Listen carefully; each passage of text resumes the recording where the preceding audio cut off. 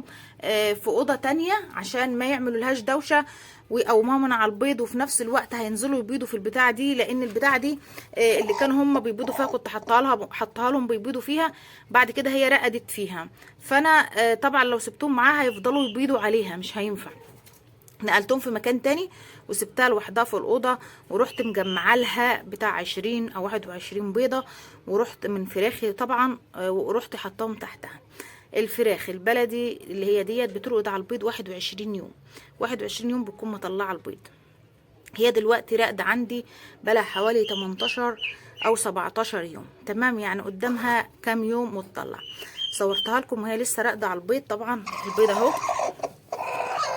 ما شاء الله تحتها اهو بتقلبه وبترقد عليه اهوت عادي. وطبعا انا حاطه لها اكل وميه، ما تنساهاش، ما تلفش على الطيور وتنسي الفرخه، خليكي دايما فاكراها، بص عليها كل يوم والكلام ده، شوفها راقده مش راقده، في بيض تحتها تمام، في بيض مش تمام، قدامها اكل وميه، الكلام ده. طبعا انا صورتها لكم دلوقتي وهي راقده على البيض، وقلت لكم ازاي تعرفوا الفرخه. بص تشيليها ترميها تلاقيها راقده على البيض، توديها شمال توديها يمين، هي عايزه ترقد على البيض خلاص مش هتتحرك من عليه كده، تبقى الفرخه ديت تعرفوا ان هي 100% عايزه ايه، عايزه ترقد. طبعا صورتها لكم دلوقتي، طبعا اما الكتاكيت بتاعتها تطلع هنصورها وهنوريكم الكتاكيت وهي طالعه كده من عندها، وطلعت كام كتكوت، البيض كله طلع او ما طلعش كله، ربنا يرزق بيه حلو وفضل ونعمه من عند ربنا، وهنشوف هنستقبلهم ازاي ان شاء الله. تعالوا بقى نشوف الفرخه بتاعتنا عملت ايه. عدى يوم واحد اهوت، وهنشوفها بسم الله ما شاء الله عملت ايه كده، طلعت ايه وما طلعتش ايه. بسم الله الرحمن الرحيم. استني بس، طبعا مش عايزه تقوم خالص وتسيبها. بسم الله الرحمن الرحيم، بسم الله ما شاء الله. طلعت 3 همت، بصوا 3 همت ناشفين وحلوين. احنا هناخدهم طبعا لان هي مش صابره، هناخدهم كده. عندي بط صغير طالع هنحطهم معاه ياكلوا ويشربوا ويهيصوا، بس ايه مش دلوقتي، هنسيبهم كده ايه للعصر كده لما يجمدوا، هما ناشفين وحلوين، بس انا برضو ايه هنسيبهم كده. بصوا مش صابره ازاي، هنسيبهم للعصر تحتها على ما ينشفوا ويشد حيلهم كمان شويه، وهناخدهم نحطهم مع البط الصغير اللي طالع لنا. بصوا بقى لما سبت الفرخه لقيتها مطلعالي بسم الله ما شاء الله، مطلعه 5 همت، وكان في واحد كمان بس ايه لقيته ميت، رميته مش مشكله. وجبت ال5 دولت، طبعا مش هسيبهم بقى لانهم طالعين من امبارح، فجبتهم اهو عشان نستقبلهم كده مع بعض على ما تطلع الباقي، لان طبعا ما كنتش حاطه البيض تحتها كله مره واحده في يوم واحد.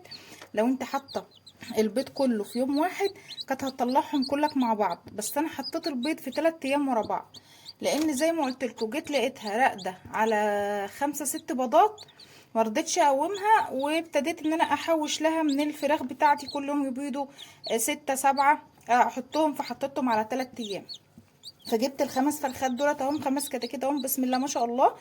وجبت كروانه بلاستيك زي دي كده عندك او موجود يكون واسع شويه، وجبت سقايه صغيره هتحطيها، هتحط فيها كيس محلول جفاف او شويه سكر، وهتحطي الكتاكيت بتاعتك وهتبحتري لهم شويه اكل كده على ما ياخدوا على الاكل وعلى الشرب كده، ويعرفوا ايه الاكل وايه الشرب، ويومين 3 كده على ما يجمدوا، وهتاخديهم تحضنيهم تحطيهم في خن عندك فوق، او تحطيهم في اي حاجه، لو ما عندكيش هتسيبيهم في الكروانه دي زي ما هم كده على ما يجمدوا معاكي، وتحطهم في مكان يكون امن، تضمني ان هم ما يخرجوش منه ولا حاجه تاكلهم منك.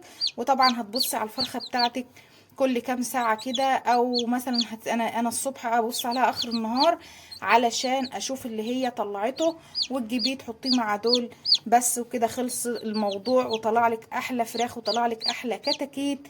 وهنتابع الكتاكيت دي مع بعض، وهتشوف ان هي احلى من اللي بتشتريها من بره. الفرخ النهارده عامل 35 و40 جنيه، يا دوب عمر 10 ايام، وطبعا عمره ما بيبقى زي ده، لان ده فرخ طالع طبيعي، فرخ طالع طبيعي، ولا ادويه ولا هرمونات ولا علاج ولا اي كلام من ده، ومش طالع طبعا في المكنه اللي بتطلع البيض، ده طالع طبيعي من تحت امه بسم الله ما شاء الله. علشان كده بيبقى جميل ويومه بيومين وصحته جيده. لو شفتيني لاول مره اشتركي معايا في القناه، ولو عجبك الفيديو ده حطي لي لايك وما تنسيش الاشتراك.